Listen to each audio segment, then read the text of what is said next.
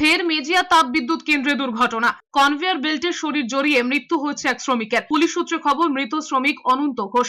জানা গিয়েছে, ওই শ্রমিক সোমবার সন্ধ্যায় তাপবিদ্যুৎ কেন্দ্রের 5 ও 6 নম্বর ইউনিটের টিপি 11 ট্রান্সফার পয়েন্টে কাজ করছিলেন। আচমকায় পার্শ্ববর্তী কনভেয়ার বেল্টে তার শরীর জড়িয়ে যায়। কেউ কিছু বুঝে ওঠার আগেই কনভেয়ার বেল্টের চাপে ওই শ্রমিকের শরীর দুমড়ে মুচড়ে যায়। তবে ওই স্থান থেকেই তার দুমড়ে মুচড়ে যাওয়া তার ক্ষত বিক্ষত দেহ উদ্ধার করেন অন্যান্য শ্রমিকরা। মৃত শ্রমিক তাপবিদ্যুৎ কেন্দ্রে ঠিকা শ্রমিক হিসাবে কর্মরত ছিলেন। অবিলম্বে মৃতের পরিবারকে উপযুক্ত ক্ষতিপূরণ দেবার দাবি তুলেছেন অন্যান্য শ্রমিকরা। কিভাবে এই দুর্ঘটনা ঘটলো তা খতিয়ে দেখছে বিদ্যুৎ কেন্দ্র কর্তৃপক্ষ।